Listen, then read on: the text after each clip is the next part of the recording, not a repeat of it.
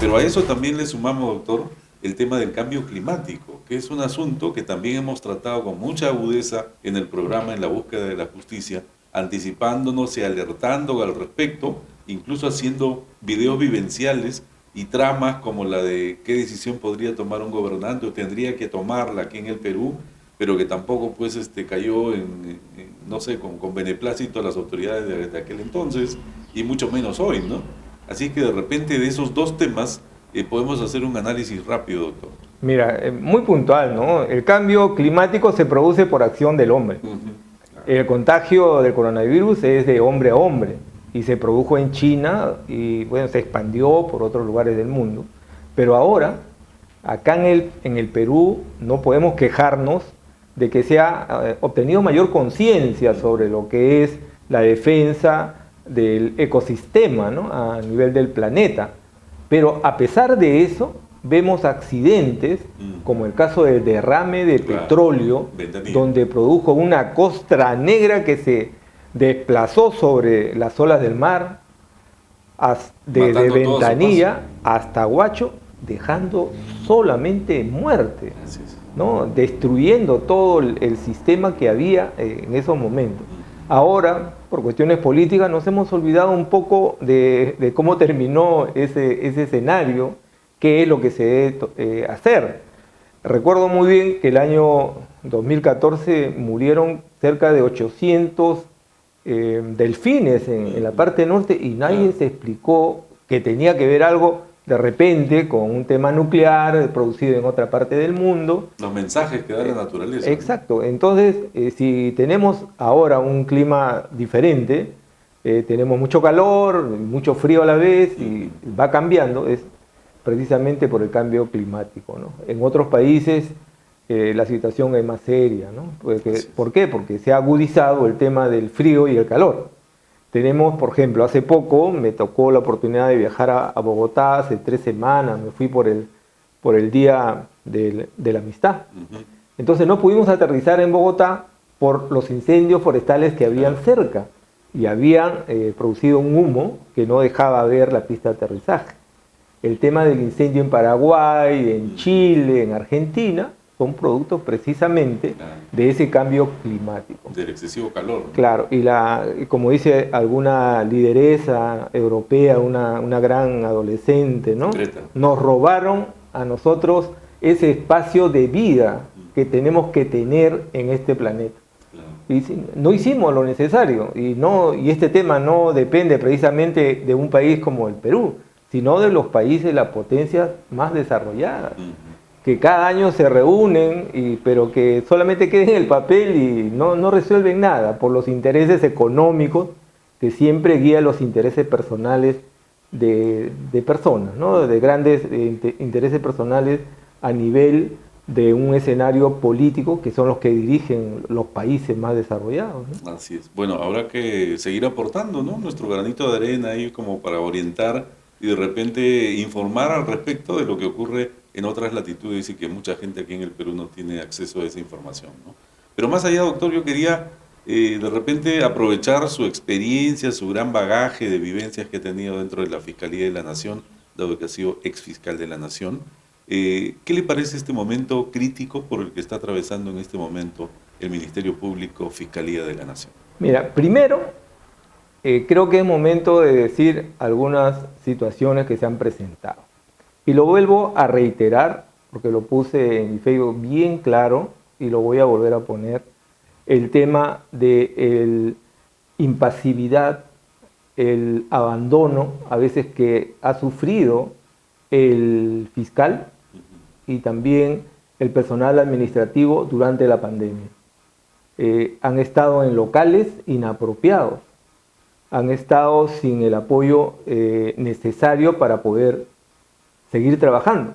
Y no obstante eso, a la falta de las condiciones adecuadas, ellos han seguido cumpliendo su labor.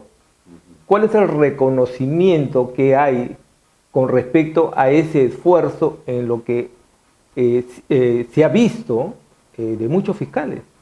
Que a costa de su propia salud y su propio esfuerzo y el riesgo de contagiar a su familia, en algunas partes del país como Iquitos, murió casi toda la familia del fiscal decano. Ah, Los choferes son las primeras líneas que comenzaron a fallecer. O sea, si uno va contando todas las personas del Ministerio Público que han fallecido, tendría una ingrata sorpresa. Y también del Poder Judicial.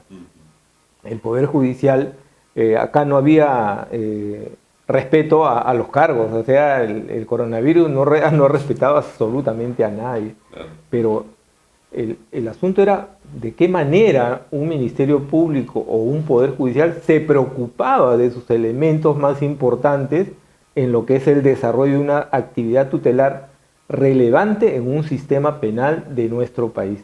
O sea, esa era la pregunta. Ahora me hablas de una crisis. Siempre hay una crisis cuando hay la finalización de una etapa de un fiscal. Los observadores, opinólogos, salen a cuestionar a uno u otro fiscal de alguna manera. Pero hay una cosa que hay que resaltar.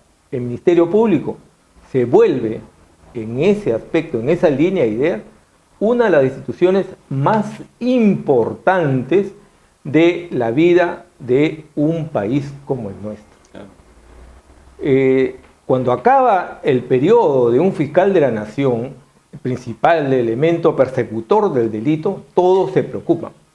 Salen noticias en diferentes periódicos, en la radio, y todos hacen y dicen cosas o comentarios sobre algo, que a veces es mentira, ¿no?